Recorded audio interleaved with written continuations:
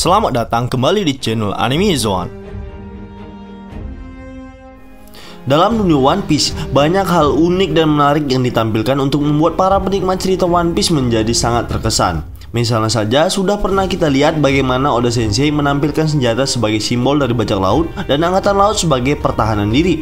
Namun dalam dunia One Piece, banyak yang sudah kita lihat dari berbagai senjata hebat. Namun, dari semua senjata, pedang merupakan senjata yang paling utama dan paling sering digunakan. Karena pada umumnya, bajak laut menggunakan pedang sebagai senjata utama mereka. Pedang merupakan senjata yang sangat cocok untuk para bajak laut yang mampu mengendalikan pedangnya tersebut untuk melawan musuh yang kuat. Lalu, pedang yang sangat tajam akan sangat efektif untuk melawan musuh-musuh yang kuat. Dalam dunia One Piece, banyak pedang kuat dan hebat, bahkan pedang ini dimiliki oleh orang yang hebat dan bisa dikatakan sebagai legenda berpedang. Nah, berikut ini kita akan membahas beberapa pedang legendaris yang akan dimiliki oleh Zoro untuk melawan musuh-musuh yang kuat di masa depan. Apa saja pedang-pedang tersebut? Mari kita terobos.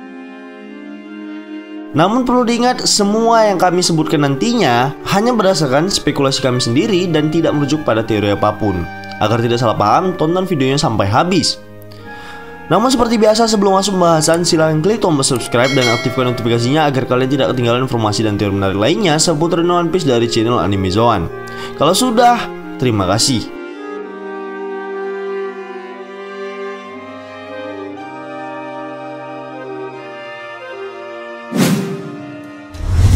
Yang pertama adalah Nidai Kitetsu. Nidai Kitetsu merupakan sebuah nama dari pedang yang dibuat oleh ahli pedang terkenal yang bernama Kotetsu. Pedang ini merupakan salah satu dari 21 pedang Owazamono, atau juga setara dengan pedang Susui dan Enma. Pedang ini pernah digunakan oleh Luffy untuk sementara waktu saat ia membawa Tama ke dokter.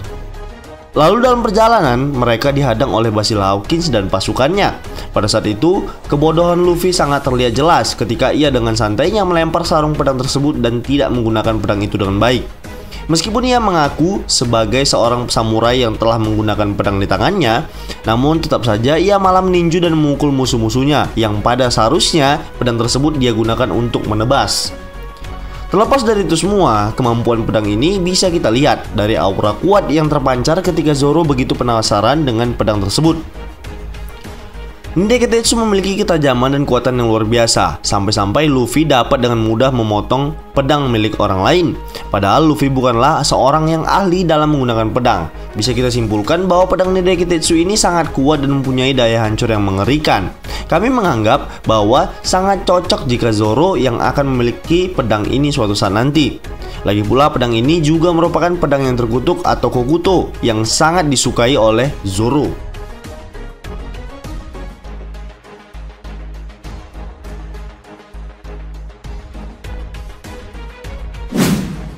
Yang kedua adalah Ame no Habakiri. Ame no Habakiri merupakan pedang yang pernah digunakan oleh Kozuki Oden dan saat ini telah diwariskan kepada putranya yaitu Kozuki Momonosuke. Ame no Habakiri bukanlah sebuah pedang yang sembarangan. Pedang ini merupakan salah satu dari 21 pedang Owazamono, yang artinya pedang ini merupakan pedang yang sangat kuat dan tidak mudah rusak jika dilapisi oleh haki. Ame no Habakiri bukanlah pedang dalam kelas terendah. Daya hancurnya juga sangat luar biasa, karena pedang ini mampu membuat bekas luka yang dalam pada tubuh Kaido. Padahal kita sudah mengetahui jika tubuh dari Kaido memiliki kulit yang sangat tebal dan kuat, yang sangat sulit jika ditebas dengan pedang biasa. Hal tersebut membuktikan bahwa Ame no Habakiri merupakan sebuah senjata yang sangat mematikan dan sangat cocok untuk Zoro gunakan dalam melawan Kaido dan membuka kembali luka lama bekas tebasan Kozuki Oden di Wano. Selain itu, pedang ini juga bisa dikatakan sebagai pedang yang menarik, mengingat penggunanya saja Kozuki Oden, orang yang sangat dihormati di Wano sebagai pendekar pedang terhebat. Pastinya pedang ini sangat cocok jika disatukan dengan Enma, melihat flashback Oden yang berhasil menebas Kaido dengan kedua pedang tersebut. Hal itulah yang membuat kami menganggap bahwa Zoro harus memiliki pedang Ame no Habakiri ini. Selain untuk mengalahkan Kaido, dia juga bisa melengkapi pedang Meito-nya tersebut.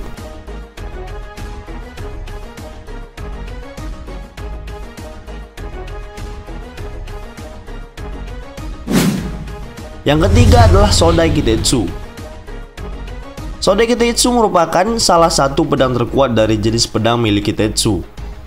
Pedang ini juga merupakan salah satu jenis dari klasifikasi 12 Saijo Owazamono, yang berarti kelasnya setara dengan pedang Yoru milik Mihawk atau Murakumogiri milik Shirohige. Meskipun sampai sejauh ini belum ada tanda-tanda di mana pedang tersebut, namun banyak rumor yang mengatakan pedang tersebut berada di tangan salah satu Gorosei. Melihat dari ciri-ciri pedang tersebut, sedikit banyaknya memang mirip dengan pedang dari keluarga Kotetsu. Terutama motif pada gagangnya yang terlihat sangat persis seperti Sandai Kitetsu atau Nidai Kitetsu. Rumor ini belum sepenuhnya benar, melihat belum ada konfirmasi sama sekali dari Oda Sensei. Namun kami merasa bahwa pedang ini juga merupakan pedang terkutuk, layaknya pedang yang dibuat oleh keluarga Kotetsu. Nah, menurut kami, Zoro mempunyai peluang untuk memiliki pedang tersebut di masa depan. Alasan yang paling masuk akal adalah karena Zoro sangat bersahabat dengan pedang-pedang yang terkutuk. Misalnya saja Sandai Kitetsu yang juga merupakan salah satu pedang terkutuk dari pedang Kitetsu. Dan yang terbaru adalah Enma yang merupakan pedang milik Kozuki Oden. Bisa dikatakan bahwa Enma juga memiliki aura yang kuat untuk dikatakan sebagai pedang yang terkutuk. Hal itu bisa dilihat dari bagaimana cara kerja Enma dalam menyerap banyak energi sang penggunanya. Dari semua kemungkinan ini, kami bisa menyimpulkan jika di masa depan Zoro akan setidaknya memiliki satu pedang Meito dari kelas 12 Saijo Owazamono. Dan kami rasa pedang tersebut adalah Sodai Kitetsu. Hal itu tentunya akan sangat berguna bagi Zoro untuk melengkapi titelnya sebagai pendekar pedang terbaik di masa depan.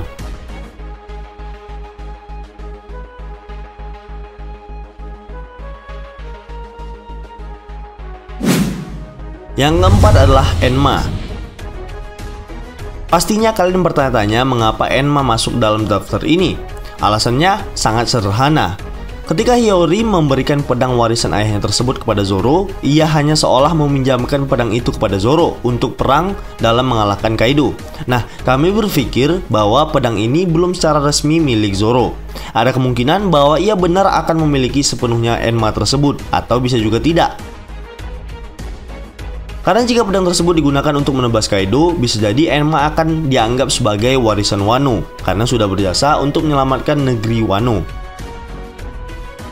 Jika skenarionya memang seperti itu, maka kemungkinan Zoro akan mengembalikan pedang Enma kepada Hiyori atau Momonosuke sangat besar. Alasannya adalah Ame no Habakiri dan Enma harus selalu berpasangan untuk kekuatan yang maksimal seperti yang dilakukan oleh Kozuki Oden. Nah, jika Momonosuke menjadi Shogun Wano dan menjadi pendekar pedang sejati, kemungkinan besar dia akan mengikuti jejak ayahnya, termasuk adalah menggunakan dua pedang sebagai aliran berpedangnya. Namun kemungkinan ini sangat kecil melihat Zoro yang sudah sangat nyaman menggunakan Enma. Bisa jadi Zoro tetap akan menggunakan Enma setelah alur Wano berakhir.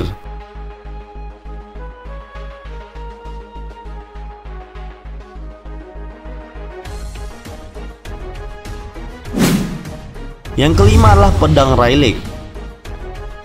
Mungkin para fans tidak banyak yang mengetahui jika Rayleigh dulunya adalah seorang pendekar pedang dan pada akhirnya dia memutuskan untuk pensiun dari bajak laut.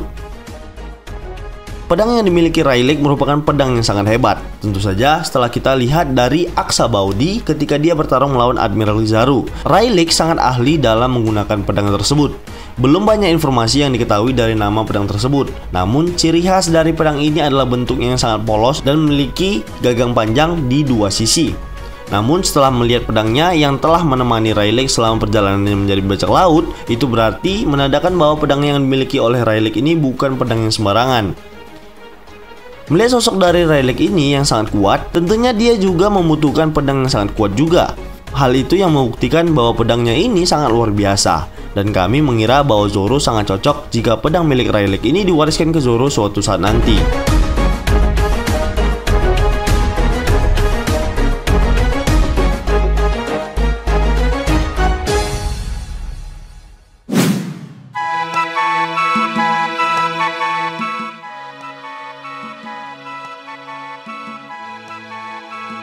Baiklah, itulah tadi pembahasan tentang 5 pedang legendaris yang akan dimiliki Zoro di masa depan. Namun perlu diingat bahwa daftar yang kami sebutkan ini hanyalah berasal dari opini dan spekulasi pribadi berdasarkan beberapa fakta dan informasi yang sudah dikumpulkan. Jika menurut kalian pendapat kami ini masih keliru, kita bisa berdiskusi di kolom komentar di bawah ini, tentunya dengan sopan dan santai. Jika kalian suka video ini, silahkan like, share, dan subscribe. Satu subscribe dari kalian akan sangat membantu perkembangan channel kita ini. And last word, terima kasih.